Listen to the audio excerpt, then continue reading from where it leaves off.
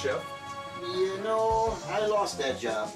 I lost that job. I lost it too. Well, what did you do to the burgers that they didn't like? You got to finish that story first here. Well, the burgers, the burgers, I didn't cook them so hard like they like them. And I looked at them skinny little burgers that they have there, and I said, that ain't no hamburger. So I took 4 or 5 of them, crunched them together, just seared it on the outside with a slice of onion in the middle. And some of them people was complaining. I don't know why. I put a lot of garlic and onion powder on it, and Really flavored them up, didn't you? I flavored them up. I made them edible. Made them the way you like them. They didn't like that at McDonald's. They didn't like that at all. So after I was working the grill, it wasn't the whole day. It was more like 37 minutes, I think. Then they fired me from that. That's when I got the job at the ranch. And What was you at the ranch, a cook? well, that's what I told them I was as a cook. They didn't want to, they said good because we were tired of eating, beans, fried with hamburger and beans fried with bacon. And I'm thinking, oh boy, that's my best dishes, And so I started cooking and that's how I got that job hired on with you guys traveling across the country like this. Just cooking. Now these are Bill's taters. These are special for Bill. These don't got no good flavor in them because he don't like it. But that's okay. Salt and pepper does good in there. He's got it. Can we tell you how to cook what we want, or are we get in trouble if we try Tell to me make? anything you want. What you're gonna get's what I'm gonna make. Okay? Don't get smart. You don't get. I didn't go to one of them fancy cooking schools. How do you know how much salt and pepper you're putting on there, for crying out loud? Well, you count to 3. If you want a lot, you can count to 5.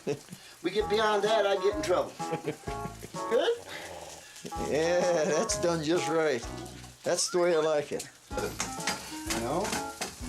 Can't expect a guy to ride 20 miles a day. You don't give him a good breakfast. Hey, speaking of that, boy, oh boy, Dave, you sure are standing up straight for putting 20 miles under the saddle all day long. That's that middle brace in my back. Well, it helped once you got on the saddle. I think it helped to tie your feet together underneath so you couldn't get off. That helps a lot.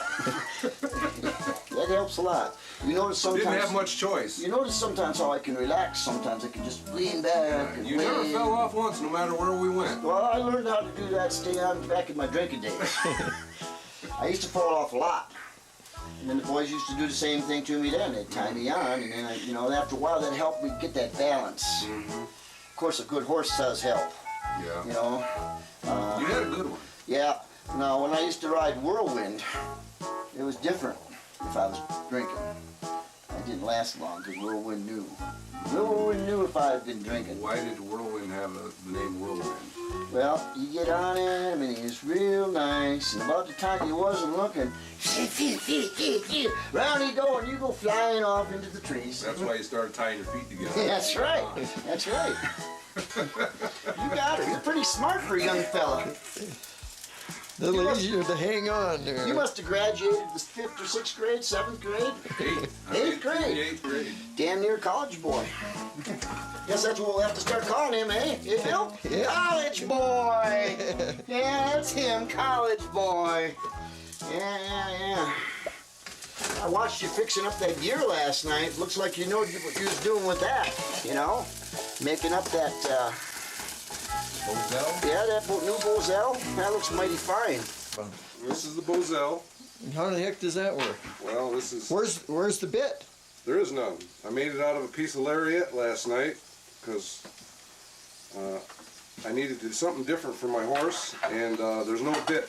The lariat's hard and it gives them a different pressure point. It just rides on their nose or the side of their face, and of course this is the head stall and goes over it in the reins. Nice big heavy reins so they can feel it.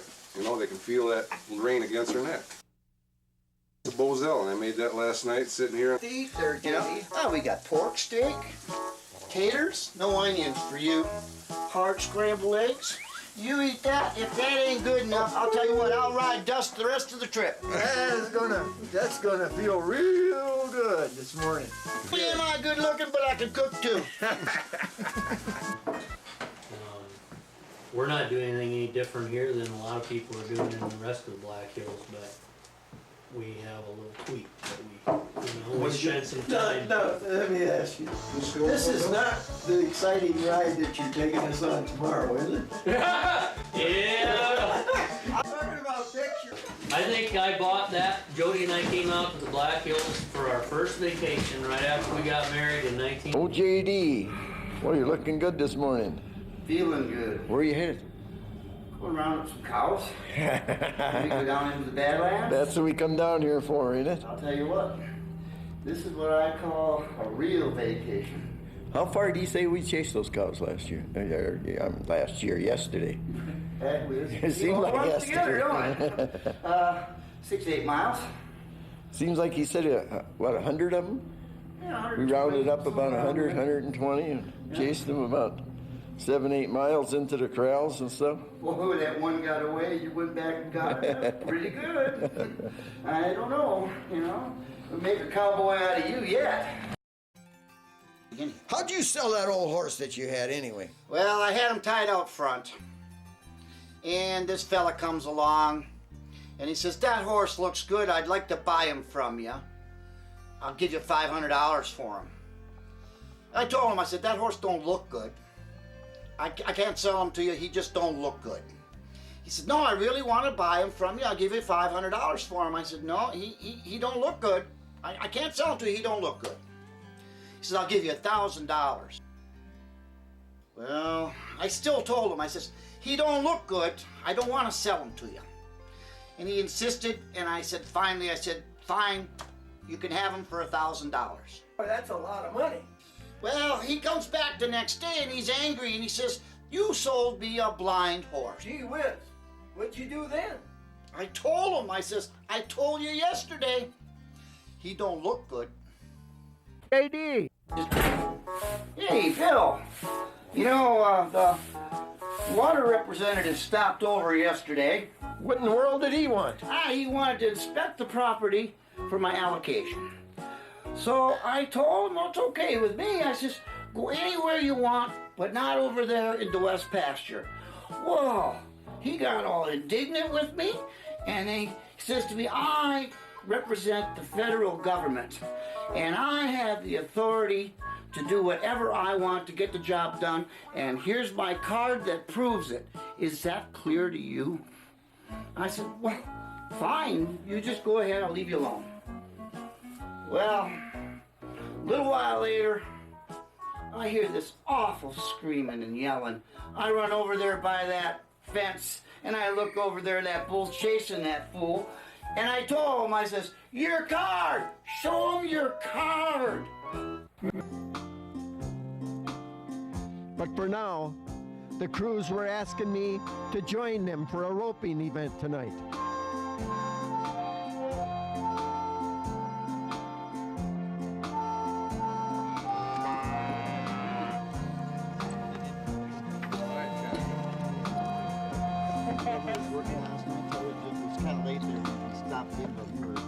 Yeah, it was the wife. She said you guys were. Yeah, we was really late, but we figured as long as we was going by, we might as well say. Yeah, that's the way she goes. We can really get rolling sometime. I actually do want you, but I don't know. To be right with the locals, true ropers, to be part of, rather than just watching. And JD, he got the opportunity to really be involved.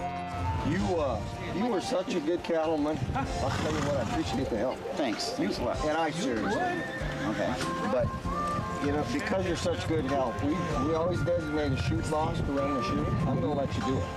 Shoot boss. Yep.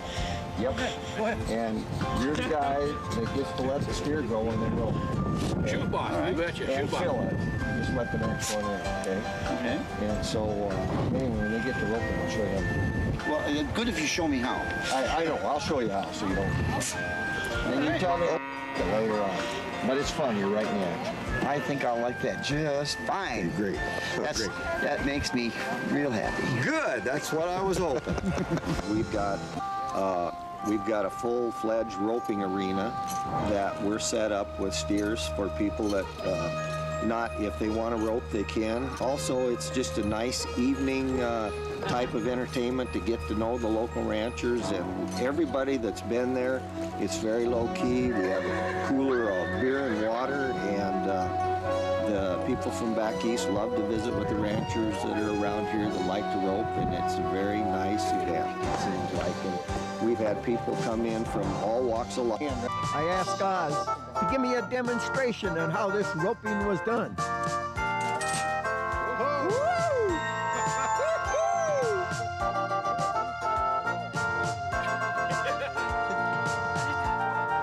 Now don't throw that a little too far.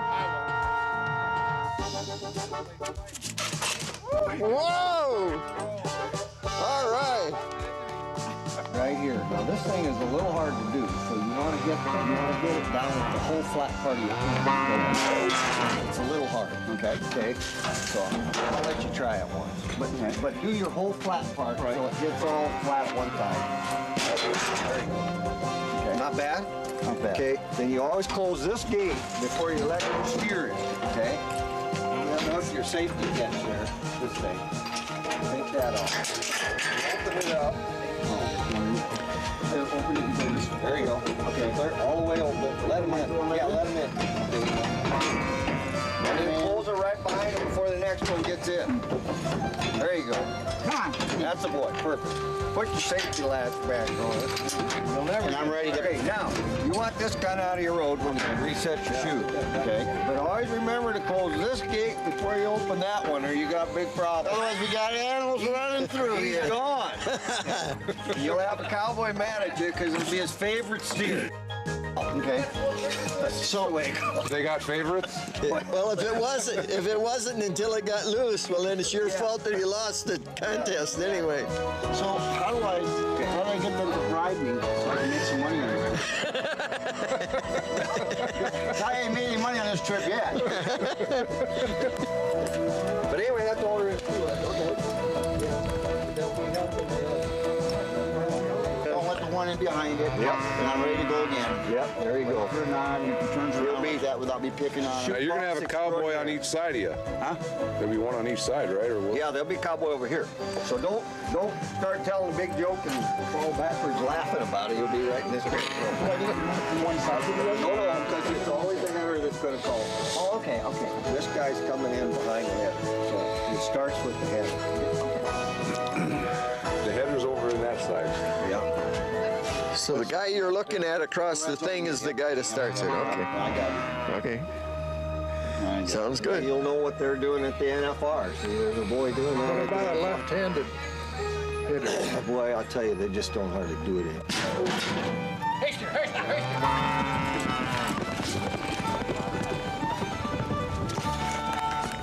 There you go. We got a head. The dealer's coming in. That's a zoom. I think there's one. There you go. That's the way it's supposed to happen. Won't happen that way every time. Oh, a little harassment on the way in.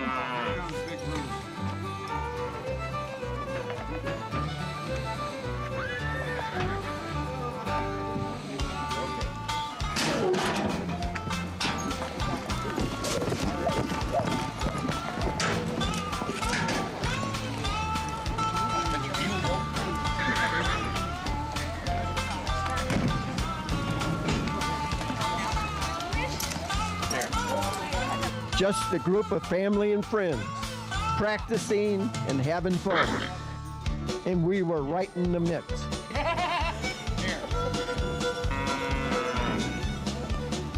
Well, this arena's in good shape sometimes.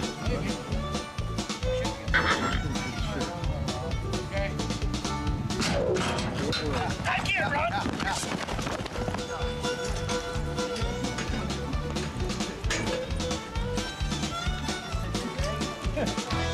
Oh, we got both. Now, sometimes them guys are nailing that sucker 2 steps out the gate, ain't they? Yeah. I mean, they ain't letting, when they're really competing, they don't. No, they got a stringer and they can't go over. Oh, okay.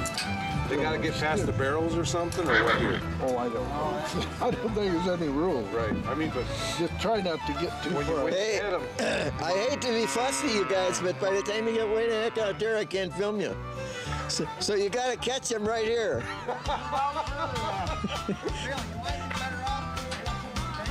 No, I'm already running out of light.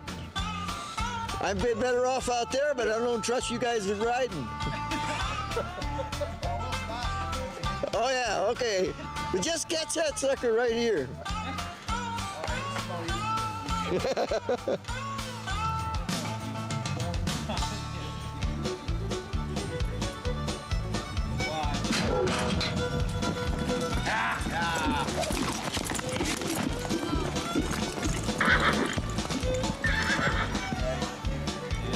Perfect. Never lost the light at all. Perfect, guys. We had a good one down the other end.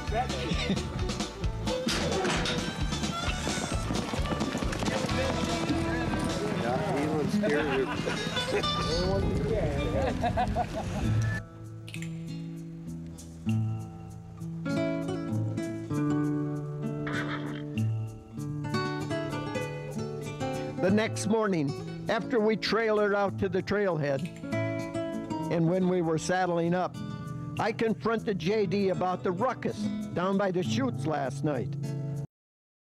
Hey, JD. I heard there was a lot of commotion and stuff down by the roping corrals there last night, and by the time I turned around, I couldn't see what was going on. What in the world did you do down there? Well, I dropped my red man down there in the chute. I was chute boss that night. And I tried to reach in there and get it, but couldn't, so I opened her up and I went around and got in. And some silly son of a gun, maybe that Carl, I don't know. Somebody closed up the chute. Next thing you know, the chute opened. Yeah, I started to walk out there, and they started chasing me, so I started running. And that Grady, he roped me. And Caleb, he was right there, and he was trying to rope me by the foot, but I escaped him there. I escaped him. Luckily, his son missed because you know why? I think I scared the horse. Jeez, did you just get back, JD? Yep. Yeah, what in the world you doing? Well, I'm polishing your saddle like you told me, Bill. Well, where you been? I heard that you went to a funeral or something. Yeah, it was old Jake's funeral. Oh, Jake. Jeez, I didn't even know you guy was sick. He wasn't sick, he had an accident. Well, what in the world happened? Must have been a really bad accident. Well, it all started when he bought that beautiful white horse from Shorty. He jumped up on that horse, and he says, "Giddy up." And that horse just stood there. He looked at Shorty. And Shorty says, "Well, that's a very special horse. When you want him to go, you gotta say, 'Praise the Lord.' And when you want him to stop, you gotta yell, 'Amen.'" Well, Jake thought that was kind of strange, but he thought he'd give it a try. So he yells out, "Praise the Lord!" Well, that horse took off like a house of fire.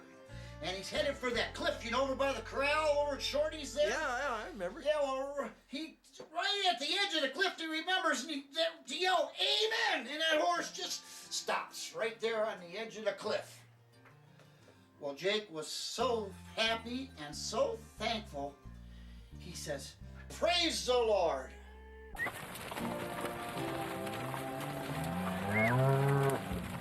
Yesterday, JD was telling me that he won the lottery.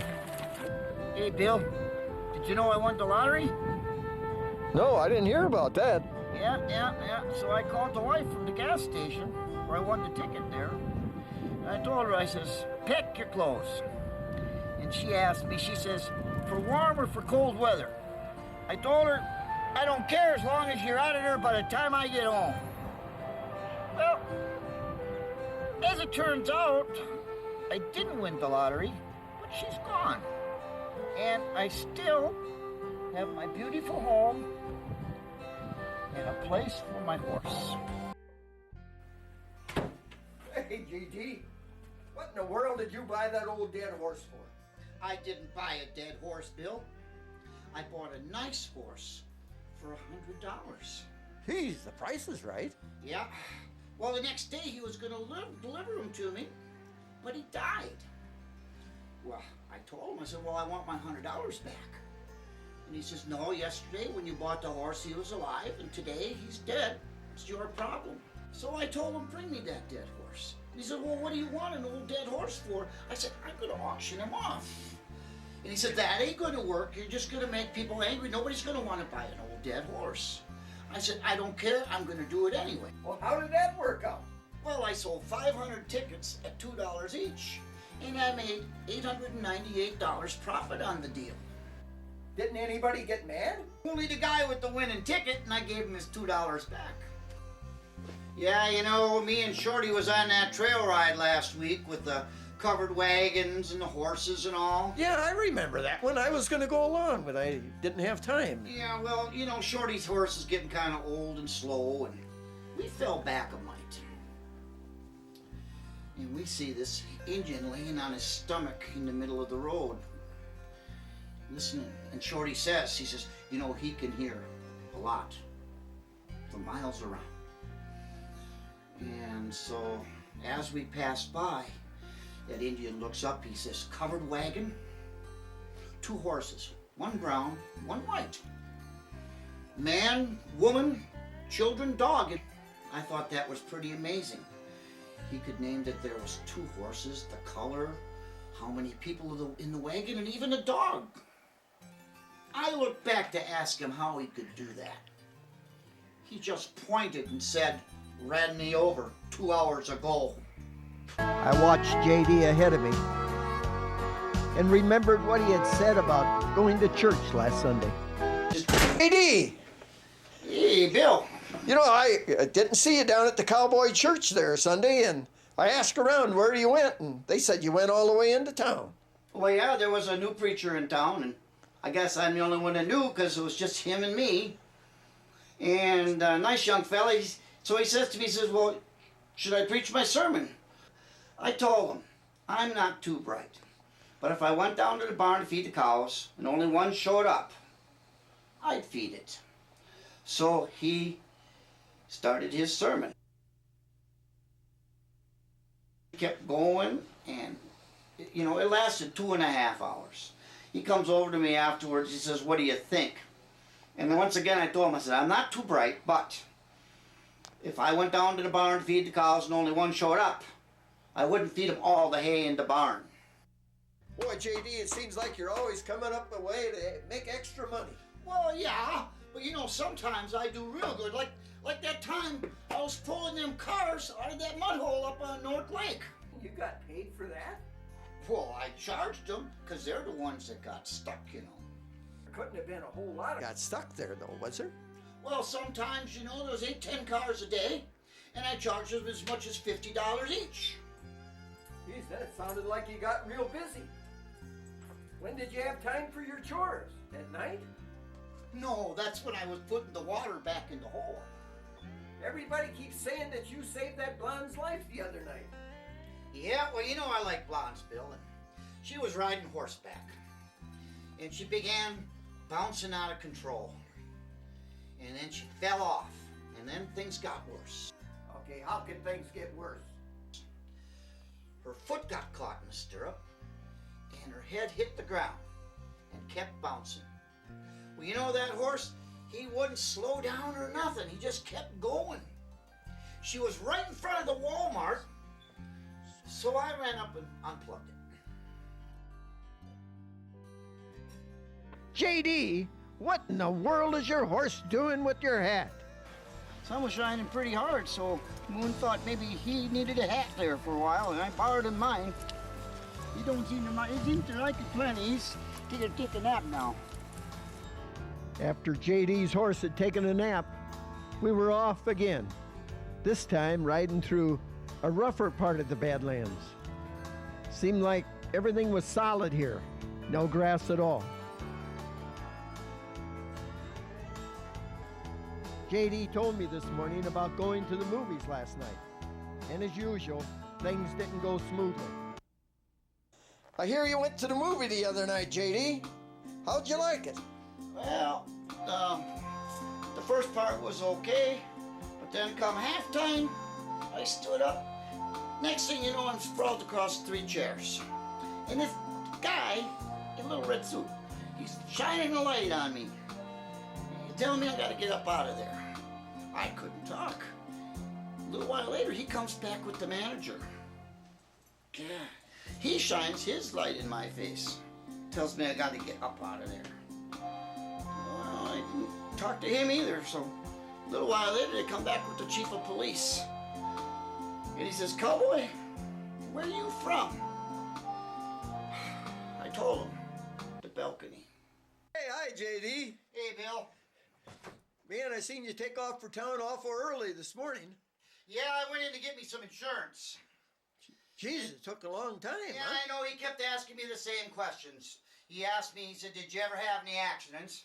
I told him no. A little while later, he said, "Did you ever have any accidents?" I told him no. You know, it's strange that he just keep asking you the same thing. Maybe he didn't hear you. "Did you ever have any accidents?" I says, "No, I never had no accidents, never." And he says, "Well, I see on this one form here, you was bit by a snake. Wouldn't you call that an accident?" What'd you say then? No, that was no accident.